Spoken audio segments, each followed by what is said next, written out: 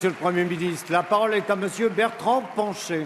Oui, Monsieur le Premier ministre, pouvez-vous nous confirmer la quasi-décision du gouvernement d'augmenter la durée de concession des autoroutes avant la fin de l'année? Si c'est le cas, pouvez-vous nous indiquer la cohérence de cette mesure avec vos attaques frontales ces derniers jours contre les concessionnaires, confondant d'ailleurs les bénéfices importants et la rentabilité du capital, elle tout à fait normale? On n'aime pas les concessions, mais on s'apprête à les prolonger. Si vous ne pouvez pas répondre à ces questions, car on a bien compris la tactique de l'écran de fumée, comment qualifiez-vous l'abandon définitif de la taxe poids lourd? Une faute politique? De recul en recul, vous avez cédé sur tout. Une grave erreur environnementale, l'abandon d'un pilier de la fiscalité verte vient d'ailleurs hier de provoquer la démission de notre plus grand économiste sur le climat en France, chargé d'une mission par le président de la République, Christian Depertuis. Un vaste scandale économique, 1 milliard d'euros partant en fumée, les médias, il est vrai, commençaient à manquer de matière. Si vous êtes gêné, Monsieur le Premier ministre, pouvez-vous au moins dire aux Français comment vous allez compenser cet énorme manque à gagner et confirmer les propos de votre ministre de l'économie et des finances, une augmentation de 2 centimes sur le gasoil en excluant les camions, un comble, une somme supplémentaire de 250 millions d'euros à trouver, mais à quel endroit?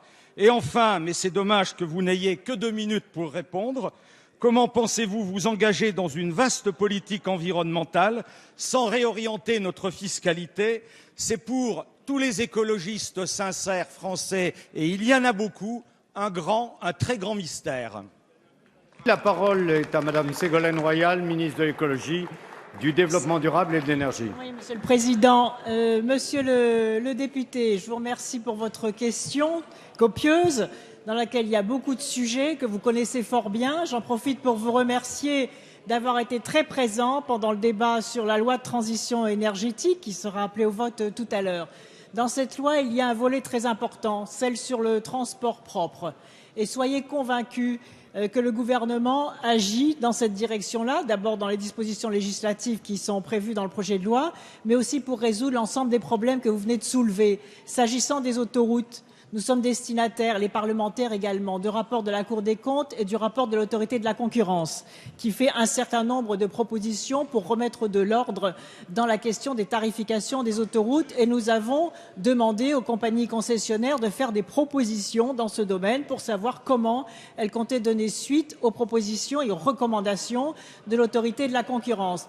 En ce qui concerne l'écotaxe, vous le savez, celle-ci a été d'ailleurs inventée par le gouvernement de M. Fillon.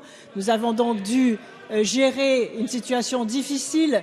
Une taxe n'est acceptable que si elle est juste, que si elle est simple, que si elle atteint son objectif. Et l'écotaxe n'était ni juste ni simple et n'atteignait pas son objectif puisqu'elle était répercutée sur les chargeurs et en particulier les producteurs de fruits et légumes qui ont déjà suffisamment de difficultés pour ne pas avoir à payer une taxe supplémentaire.